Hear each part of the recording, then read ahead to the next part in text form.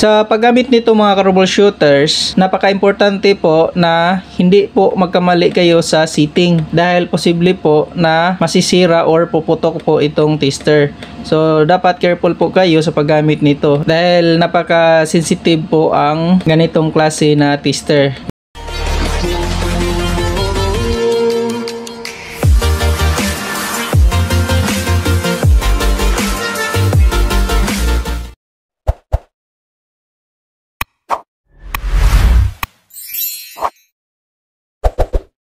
Hello mga troubleshooters, for today's video naman mga troubleshooters, i-share ko naman po sa inyo na kung paano gamitin ang ganitong klase na tester, analog na tester. Kadalasan itong ginagamit sa mga electronics dahil napaka-accurate po ito gamitin pang measure ng resistance or ng ohms. Pero sa video na ito mga troubleshooters, ang i-share ko sa inyo common na gamit nitong tester na multi-tester. Sa paggamit nito mga troubleshooters, napaka-importante po na hindi po magkamali kayo sa setting dahil posible po na masisira or puputok po itong tester.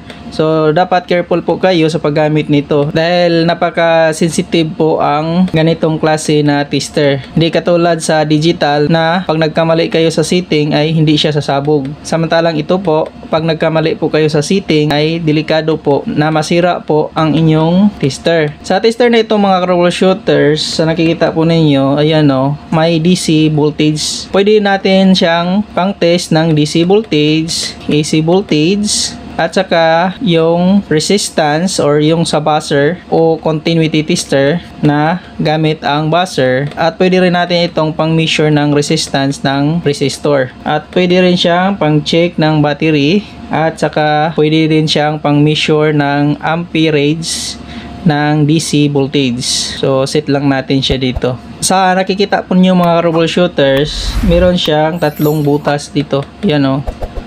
So sa butas na ito mga troubleshooters, dito kayo dapat hindi magkamali sa paglagay ng inyong test prods. Dahil pag nagkamali po kayo dito ay siguradong yun yung sinasabi ko na delikado po na masisira po ang inyong tester. So kailangan po, ang una ninyong gagawin bago pa kayo gumamit ng tester ay alamin po muna kung saan ba dapat nakalagay ang inyong mga test prods.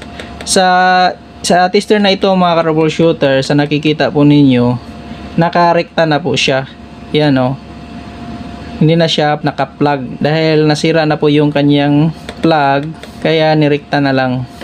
Make sure mga troubleshooters na itong color block na sinasabi dito na negative common. So dapat itong negative common mga troubleshooters, ang kulay na ilagay natin dyan ay yung kulay na black. Hindi pwedeng magkamali tayo na yung red yung ating mapasok dyan. Dito pag nagkamali kayo mga troubleshooters na kulay yung napasok niyo dito, ay sigurado po na malilito po kayo sa reading, lalong lalo na po pag ang sinubukan ninyong i-measure ay yung DC dahil babaliktad po yung kanyang reading, mag-negative po siya. So dapat tama po yung polarity. So yung red naman mga troubleshooters, ito red test prods, kailangan din alam natin kung saan siya ipapasok. Depende po yan sa inyong seating, kung saan siya naka-seating. Kung titingnan po ninyo, ayan po, volt. So ibig sabihin, pag nag-tester kayo ng voltahe, itong AC or itong DC, may symbol na B dito, ibig sabihin yan, volt. So yung ating test prods ay dapat dito nakalagay sa butas na ito. Itong black na test prod mga troubleshooters, dapat palagi siyang nakalagay dito sa common. Hindi siya pwedeng malagay dito at saka dito. Samantalang itong red naman na test prods ay pwede siyang ilagay dito at saka dito. Nakadepende yan kung ano po ang setting ninyo dito sa inyong tester. Lalagay lang ninyo dito kung sakaling mag-measure kayo ng DC ampere na nasa 10 amps. So dito po ay para ito sa terminal ng volt at saka sa MA at saka sa resistance. Ito yung positive test prods. So dapat dyan siya nakalagay. lagi po ninyong tatandaan, pag nag-measure kayo ng voltage, make sure mga troubleshooters na yung inyong tester ay nakasit sa pinakamataas na rating ng voltage. To make sure na hindi po masisira ang inyong tester kung sakaling yung voltahe na inyong sinukat ay mataas. Dahil kung sakaling yung inyong tester ay nakasiting lamang dito sa 220 volts pero yung inyong sinukat pala na voltahe ay umabot ng 400 volts, ay delikado po yan na masisira ang inyong tester na hindi na siya accurate na mag-reading. So dapat po nakasiting po kayo sa mataas. Pwede lang ninyong i-adjust sa 250 volts kung sure na kayo na ang sinukat po ninyo na voltahe ay nasa mababa pa sa 250 volts. Or kung dito man kayo mag-setting sa 50 volts, ay sure na kayo na yung voltahe po ay hindi po lalagpas sa setting ng inyong tester para hindi po masira ang inyong tester. Same pa rin po yan kung mag-measure kayo ng DC voltage. So palagi nakasetting po kayo sa mataas na voltage. Pero pag nalaman na ninyo na maliit lang pala yung voltahe, ay pwede na kayong mag-adjust pababa hanggang sa makuha po ninyo yung accurate na measurement ng inyong voltahe. Dito sa DC volt mga troubleshooters, meron siya ditong 0.25, may 2.5, may 10, 50, 250 at saka 1000. Medyo marami ang setting dito sa DC voltage. Samantalang dito sa AC voltage, may 4 lang siya na setting. So kung mag-setting tayo dito mga troubleshooters sa voltage, yan dito sa 1000 volt AC, hanapin lang po ninyo yung B na symbol. Yan po, itong dito, yung 10, 50 at saka 250, dyan kayo titingin pag nag-setting kayo dito sa voltage, sa AC voltage maging dito sa DC voltage. Kung sakaling nagkasit kayo dito sa 1000, yung 10 na yan ay magiging automatic na yan na 1000 volts. Pag nag-setting naman kayo dito sa 250 volts, meron naman siya dito, ayan o, dyan kayo titingin sa 250 volts. Kung nakasetting naman kayo dito sa 50, ganyan. Bago pa po tayo magpatuloy mga troubleshooters, inaanyayahan ko po kayo na mag-subscribe na po sa aking YouTube channel at i-hit po ang notification bell para po magiging updated po kayo sa susunod ko pang mga video. Dahil nagtuturo po ako ng mga kaalamang pang-electrical para tayo'y makatulong sa lahat po na gustong matuto po nito. Yan. Ay, dito naman kayo titingin sa 50 na rating. Sa 10 naman, ito, meron naman dito 10. So, ganyan lang siya kasimple mga troubleshooters para sa... So, kung dito naman tayo sa DC voltage, magsimula tayo dito sa pinakamaliit.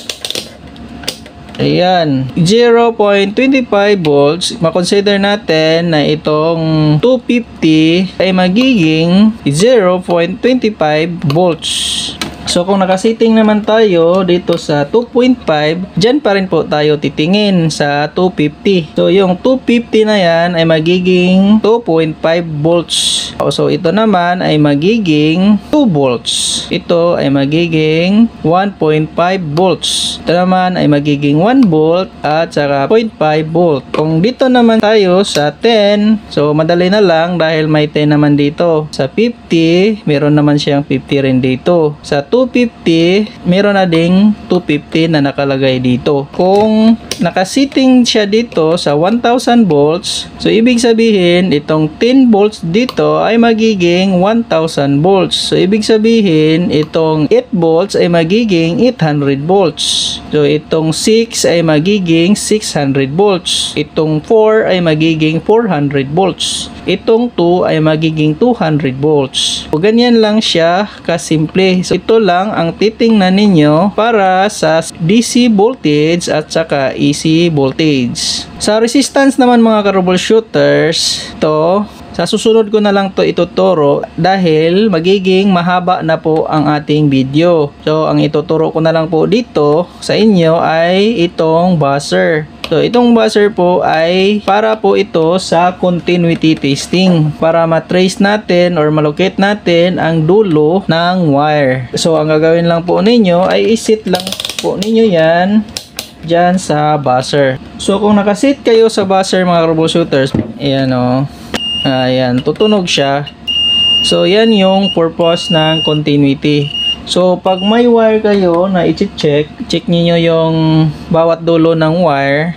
So ayan mga troubleshooters, so subukan nating i-test yung magkabilang dulo ng ating wire para malukit natin yung dulo ng wire. Sa pamamagitan nito mga troubleshooters, madali nating malalaman kung sira ba or may putol ba sa wire. Dahil hindi po natin makikita na yung wire pala sa loob ay putol na. Magugulat na lang tayo na hindi na gumana yung ating machine. Yun pala, yung wire pala ay putol na. Sa pamamagitan nito, madali nating malalaman kung okay pa ba yung ating wire. So ayan, nakasiting po tayo dito sa buzzer. Subukan na natin.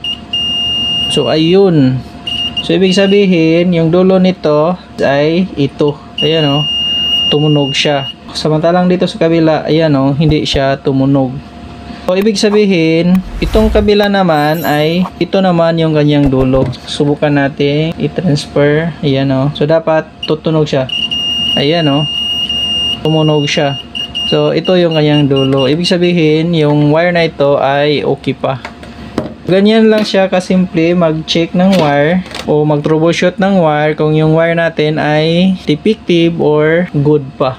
Ang susunod naman natin na gagawin mga troubleshooters ay mag-measure ng AC voltage. Ang una natin gagawin ay iset mo na itong ating tester sa pinakataas na rating. So itong 1000. So set muna natin siya dyan. Siyempre yung test prods natin ay nakalagay sa, yung block natin ay nakalagay dito sa common. Dapat dyan yan palagi. At saka yung ating red naman ay nakalagay dito sa may positive terminal ng voltage. Yan o, voltage sign. So okay na yan. Ang pangalawa ay dapat yung ating setting ay nasa pinakamataas na setting. So dito ang pinakataas na setting ay 1000. Maaari rin naman na isetting na ninyo sa 250 volts kung alam po ninyo na yung emission ninyo na voltahe ay mababa pa sa 250 volts. So okay lang yun na mag-setting kayo diretso sa 250. Pero kung hindi po kayo sigurado sa voltage ay make sure na nakasetting po kayo sa pinakamataas na rating para hindi po masira yung inyong tester. So i-measure na po natin. So ayan o. So dahil nakasetting tayo sa 1000, ang titingnan natin dito sa 10. So yung 10 ay magiging 1000 na. Ngayon, sa nakita ninyo, so yung ating tester ay naka-point dito sa 2. Ibig sabihin, yung ating narinig na voltahe ay 200 volts. Dahil 200 volts lang yan, pwede nating isetting yung ating tester dyan sa 250 volts. Dahil 200 volts lang yung na-reading ng ating tester na nakasetting sa 1000 volts. Set na natin. Tanggalin muna natin yung test prods natin, yung isa. Tapos, set na natin sa 250 yan. Test natin ulit. Ayun.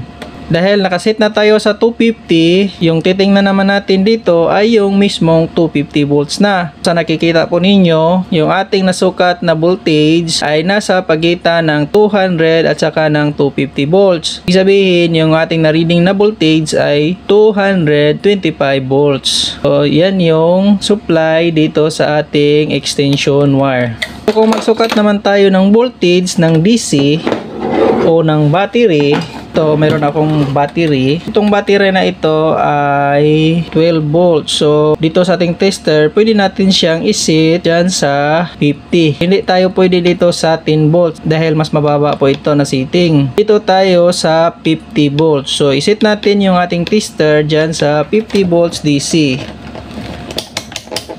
Ayan. Pwede na natin yang i-check kung ilan na lang yung voltage na natira dito sa battery na ito. Sa pag-test nito mga troubleshooters, dapat yung polarity ay tama. Yan po. So yung ating red na test prods ay dapat dito sa red na terminal ng battery. Dahil DC volt, ibig sabihin direct current. Mayroon siyang polarity. Dapat hindi baliktad yung pagka-test ninyo sa battery. Check na natin. Oops, wala siyang na-measure. So, wala siyang na-measure mga troubleshooters. Big sabihin, totally damage na itong battery na ito. Hanap tayo ng iba pang battery na ating pwede ma-check. Ito naman na battery. 12 volts pa rin po ito mga troubleshooters. Ayan o, 12 volts. Okay na yan yung ating setting na 50 volts dahil 12 volts lang naman yung ating susukat. Dapat hindi magkabaliktad yung test rods, yung positive para sa positive at saka yung negative ay para sa negative. Subukan na natin. Ayan, may na-reading na tayo. 4 volts lang yung na-measure dito sa ating tester. Pwede nating iset tong ating tester sa 10 volts. Adjust natin sa 10 volts. Ayan o, 4 volts lang talaga siya. So dahil naset na natin siya sa 10 volt, yung titingnan naman natin dito sa tester ay dito tayo titingin sa 10 volts. Yung reading niya ay 4 volts lang. Defective pala ang battery na ito. Masyadong mababa yung kanyang voltahe. Dapat hindi siya bababa ng 8 volts or 7 volts para hindi masira yung ating battery. Ang isa din sa ituturo ko sa inyo mga troubleshooters, ito yung pinaka-importante mga troubleshooters na kadalasang dahilan kaya nasisira po ang tester na ganito. Itong analog na tester. Prone po ito na masisira pag mali po ang inyong setting. Make sure po ninyo na pag nag-measure kayo ng voltage, yung tester ninyo ay dapat nakasetting na sa voltage, maging AC man yan or DC. Ang delikado nito mga troubleshooters, pag ganito, yung ating tester nakasetting pa dito sa resistance, tapos yung ating itong test rods natin ay natusok na natin dito sa voltahe. Pag ganyan mga troubleshooters, pag nagkamali po kayo, hindi pa ninyo na-setting yung inyong tester sa voltahe, tapos natusok na ninyo ito sa voltage, ay sigurado po yung tester ninyo ay puputok o puputok yung fuse ng inyong tester dahil na short circuit po ang inyong tester. Dapat before po kayo mag-tester ng voltahe, make sure po ninyo na yung inyong tester ay nakaset na sa tamang setting sa voltahe or maging sa DC voltage. Yan po yung palagi ninyong tatandaan dahil pag nagkamali po kayo dyan ay sigurado po na ang inyong tester ay puputok dahil ma-short circuit po. Kung mahilig po kayong magbuting-ting ng mga gamit katulad po nito, ay marami na po ako mga na-upload na mga video about sa troubleshooting o pag-repair ng mga gamit. Meron din po akong video na nag-repair ako ng electric drill at saka ng grinder at ng iba pa. So ilagay ko na lang po yung link dyan po sa description box para mapanood na po ninyo. So kung bago pa po kayo sa aking YouTube channel, ay pindutin nyo na po ang subscribe button at i-hit po ang notification bell para po magiging updated po kayo sa susunod ko pang mga video. Dahil nagtuturo po ako ng mga kaalamang pang-electrical para tayo'y makatulong sa lahat po na gustong matuto po nito. At para matuto pa po kayo, ay pakipindot po itong next video.